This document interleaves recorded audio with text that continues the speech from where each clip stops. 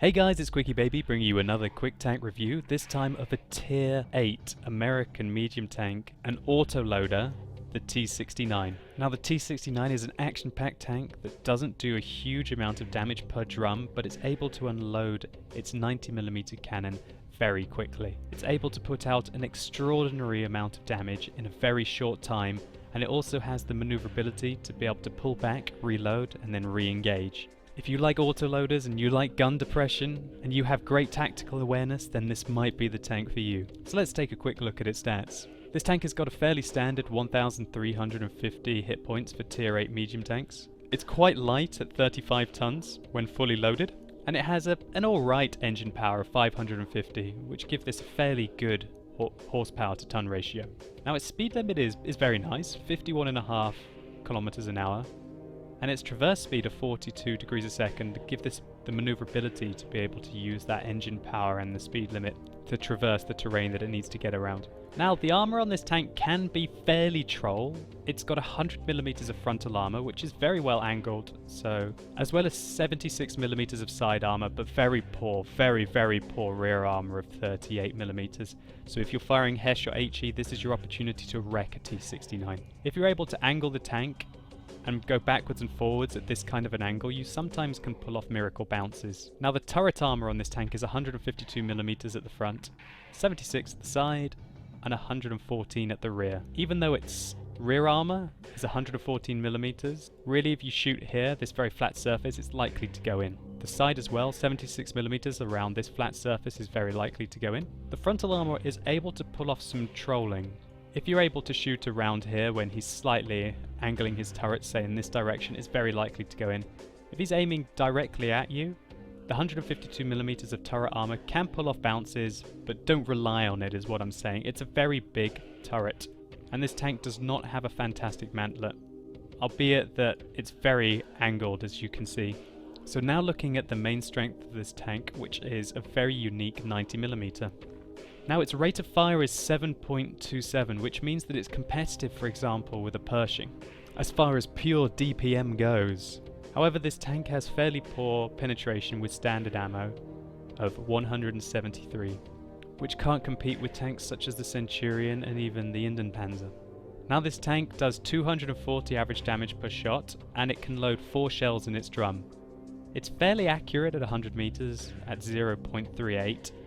Its aim time is really long at 2.9 seconds, which is why I recommend that you use vertical stabilizers as well as a gun laying drive in this tank.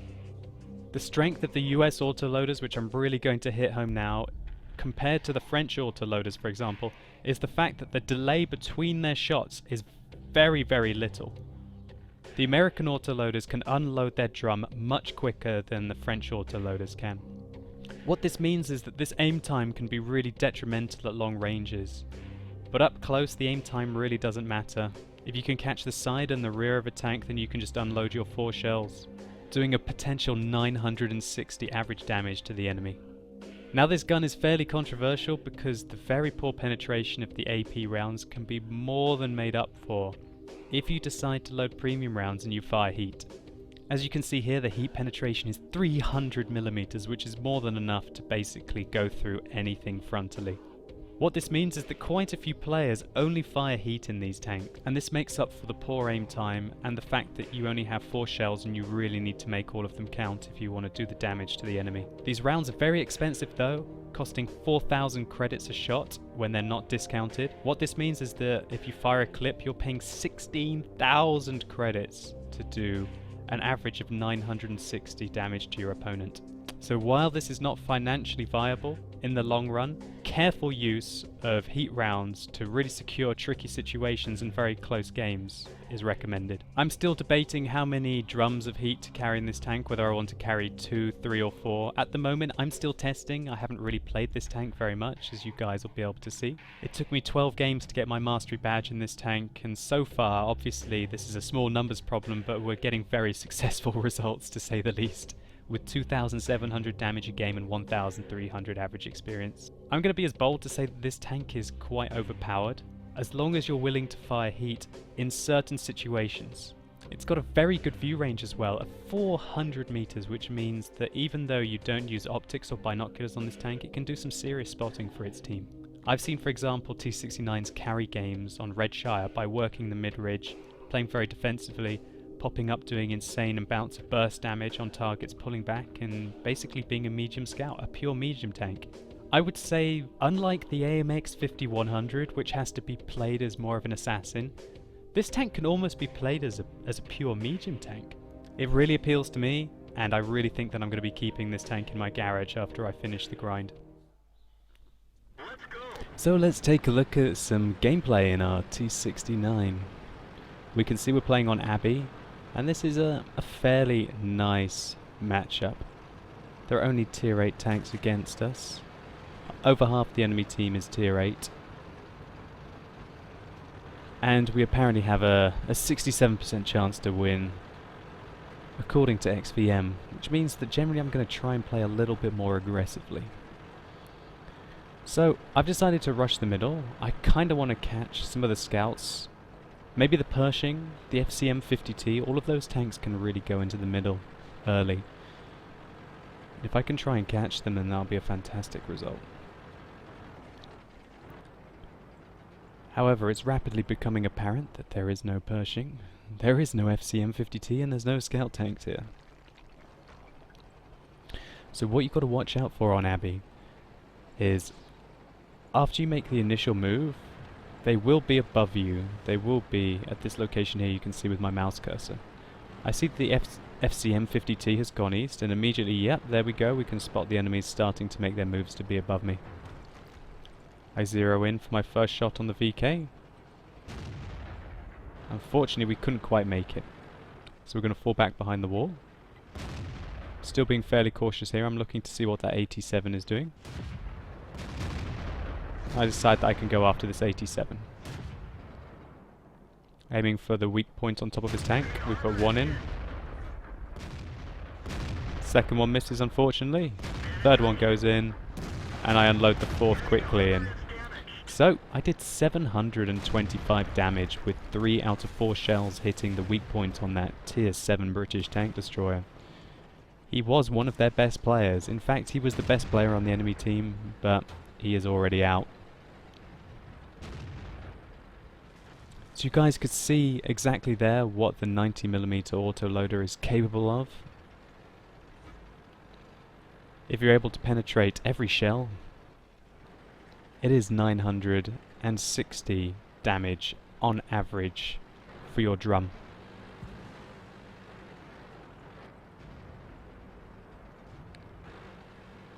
So try and gauge the reloads of the T69 when you see me reloading at the moment. Oh, and here we've got a lovely opportunity on a Pershing. He hasn't spotted me yet.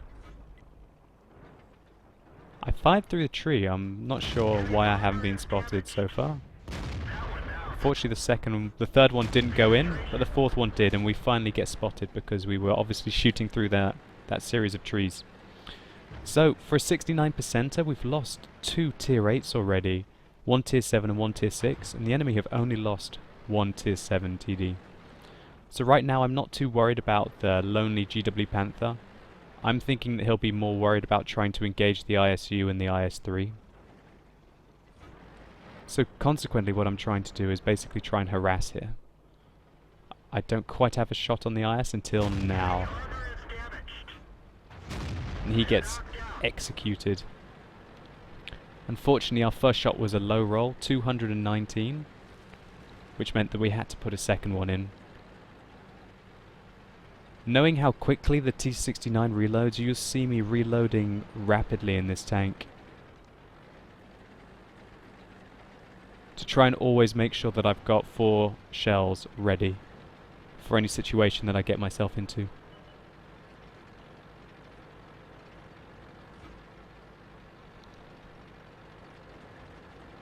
So, I decided that there are quite a few tier 8 enemy tanks coming into base. I stop here, trying to get some shots.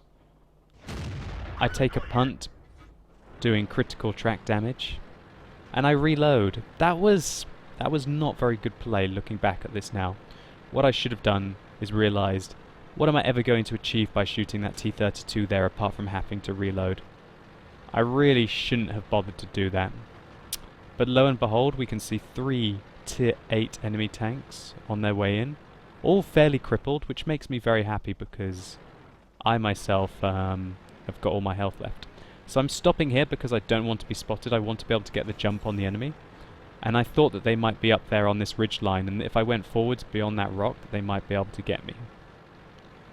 I can see that it's basically me and an S51, with the possibility of support from a T150 and a T34. And so, oh hello! I have the jump on you. He hasn't spotted me yet because he's not turning his turret. He's tunnel visioning, so I don't want to unload until I've got the clean shot. So now here's my clean shot. Now he knows what's going on. There you go, 883 damage to a T32 there. So this game is very close now. We can see it's me and we're down 3 tanks, I should say.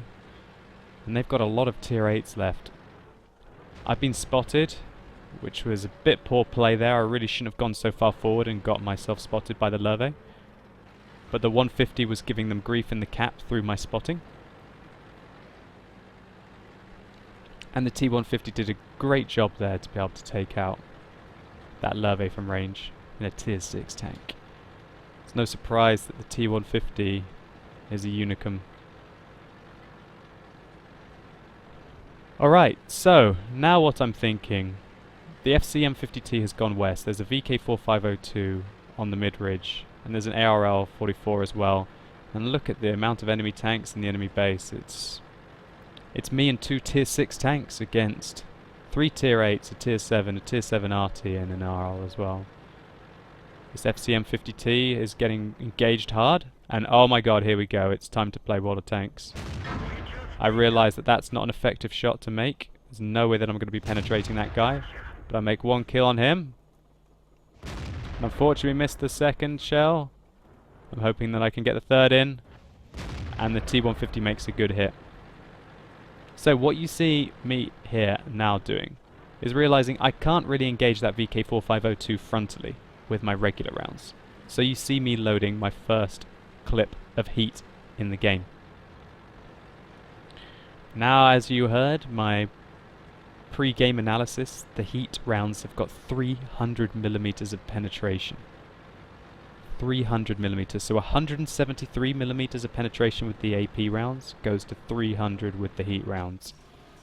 What this means is that you have more than enough punch to get through armor on such tanks as the VK4502. And I mean, he's not a bad player. I know that the 2 remaining players are not terror scrubs, and that really I need to try and outplay them here if I want to carry this game. So here we go, we got the spot off on him. And he has got himself into some bad trouble now. Good night, sweetheart. 718 damage in very quick succession there. I'm trying to avoid the artillery fire now.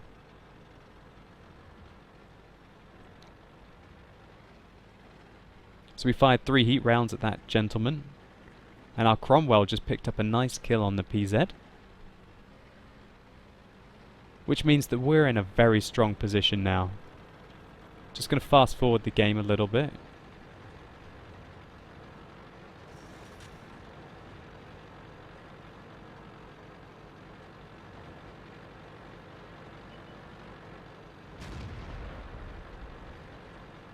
And so here we go. We're about to make an engagement. We know that the Ferdinand was spotted in the southeast corner. And our T150 just did another fantastic job taking out their GW Panther. Most likely with our Cromwell spotting. But he just got shut down by the Ferdinand, which means that it's me and a Cromwell versus a Ferdinand. I have heat loaded because I'm not messing around. I know that it's very hard for me to penetrate with the AP rounds on a Ferdinand. I thought he was there, but no, he was at the back. Time to unload on him. I try and make the track shots. I decide to take the shot because I'll unload 2 more into him. And then I pull back. Doing 929 damage to the Ferdinand with our 4 shots there. We've completely got this game now. It's me and this Cromwell. Unless I get ammo racked, the Ferdinand really won't be able to take me down with 1 hit. And we can see there where the Ferdinand was able to penetrate me, literally right on the top of the turret. So we go in for the final kill. He decides to make a rush at me to try and get me to panic. And we secure the Ferdinand, securing a fairly interesting game there, really. It was fairly close at one point. It was myself and 2 6 tanks versus a bunch of tier 8 tanks and a tier 7 artillery. But we came through with some careful play, great support by the T150, and I didn't even really have to use my health until I wanted to tank the Ferdinand at the end of the game. If I'd had low health, I would have taken out that Ferdinand a lot more tactically, perhaps using the Cromwell to spot and trying to engage the Ferdinand at range behind bushes with heat rounds. But as I had the health to play with, I really wanted to just secure the kill on the Ferdinand. So here are the post-game stats for that game in the T69. We can see we're able to get 2,272 experience, non-doubled. That's with the premium account I had. We made just under 60,000 credits for the game, which means that without a premium account, we would have lost money, considering that we fired a bunch of heat rounds towards the end. But with the premium account, we still made 18,000 credits. We fired 27 shots, hit 24 out of those 27, and of those 24, 21 penetrated the target, doing 4,344 damage. We also did a fair amount of damage upon spotting, 1,194, which is not surprising considering the excellent view range of the T69 and the likely spotting support we were giving to this T150 player who played a fantastic game as well. I absolutely love the T69. I think it's a fantastic tank, and I will be keeping it even when I get to the T54 E1. At the moment, this tank is on special on the European servers, so it is 30% off and making 30% more credits. So if you haven't already, get yourself through your T71 and get into the T69. You won't regret it. When you're engaging these tanks, don't let them control the engagement. If you do, and you let them unload on you and then pull back, you're going to be in a hell of a lot of trouble. If you want to trade with a T69, you have to be able to weather its storm and then destroy it. Quickly decide whether the T69 is firing heat or AP rounds. If it's firing AP rounds in its clip, that means it's only got 170mm of penetration. So for example, if you're in an E75, there's no chance he can penetrate you frontally and you can just waltz into him. If you're in an IS3, you can more or less bounce him the whole time if he's firing AP rounds frontally.